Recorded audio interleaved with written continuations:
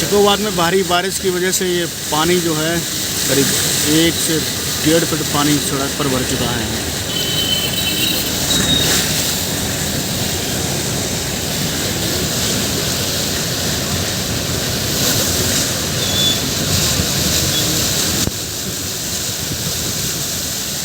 सड़कें बनी तालाब।